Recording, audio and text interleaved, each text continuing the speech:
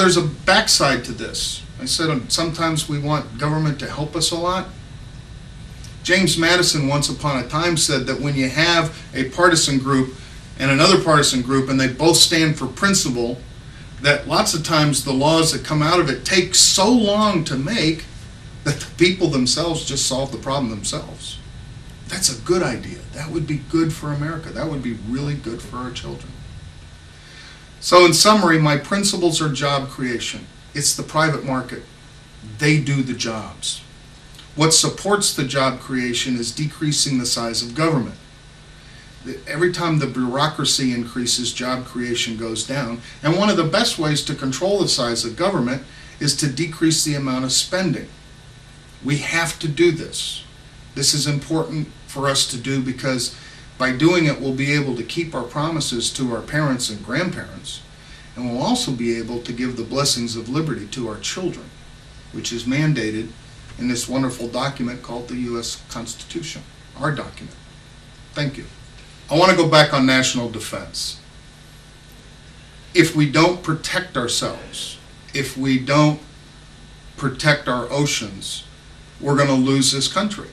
The Constitution says we must. That is the biggest role of government, to protect our borders and to protect our oceans around us and to protect our commerce internationally. We need that. I served. I understand that we need it. Isn't it amazing that even today, with all the turmoil, we have enough men and women that volunteer to serve this great country? We are blessed that these kids volunteer. I'm lucky, I'll say proudly, I've got a son who also went to the Naval Academy. And we just christened his son, TJ the Third. Poor kid. He doesn't know what he's up for. But we're hoping he goes to the Naval Academy as well and continue a tradition of service to our country. We have an obligation to these kids, these young men and these young women that serve, to give them the best equipment possible and to also give them the best direction possible. And when we commit them to harm's way, we have to make sure that their missions are clear and that they have the tools to win and come home. We need to look at how we manage these people. They're precious. It's our future. You know, when I was young, they used to talk about how I was part of the future. I never really thought of myself in terms of being part of the future. But these kids are our future. We owe them a great debt of respect, and we need to thank them all the time. And we also need to make sure that we take care of them. Again, we have to give them good rules of engagement, not politically correct rules of engagement, please. I'll give you a little anecdote, and I live by it. I am not politically correct. I never have been. I never will be politically correct. I look at PC. Everybody says PC. It's very important. But I reverse it. And PC becomes CP, or Communist Party. Please, ladies and gentlemen, the Communist Party ruled for over 50 years because they took away our right to speak. That's what they did. Not our right. Those people's rights. They took it away. I'm not going to be bound by political correctness. Political correctness means that you and I, if you differ from me, if you're a liberal or if you're a Democrat or if you're a moderate or if you're a Republican or whatever, we can differ. But if we can't use words to talk, how are we ever going to come together to solve a problem that we're supposed to solve that's issued in this document, which calls for limited government? That's a question. It's very important. So again, I believe that I'm qualified because I know how to create jobs.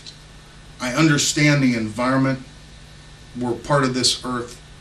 I understand good energy and other forms of energy, some not ready for prime time, but we have the ingenuity to make different forms of energy sustainable and ready, and understand the need for a strong, strong national defense. It's very important. I've talked now for about 25 minutes, 26 minutes. Basically, I'm asking for your vote. This country renews itself every 2 years. It's time to renew it again. It's lovely to live in a country where you can renew yourself. And you renew yourself by going to the polls and voting. You renew yourself by letting your voices be heard. And we do it peacefully. It's a blessing from God that we can go and completely change government, and there's no violence, there's nothing. All it was, we're answering to the times when we are a democracy, when we actually, the person with the most votes wins. That's election time. The first time I need your vote is September the 14th. There will be a Republican primary. I urge all of you, please come to my website. I need help, I need support. Talk to me, call me, have a barbecue, whatever. I'll come, let's talk, let's share ideas. But I need your vote on September 14th. And with that vote, then the second is we need to get back to representative government. The general election is November the 2nd. I'll be the guy on the ticket with your support. I ask for your vote. I'm Tom Weaver. Thank you for spending time with me.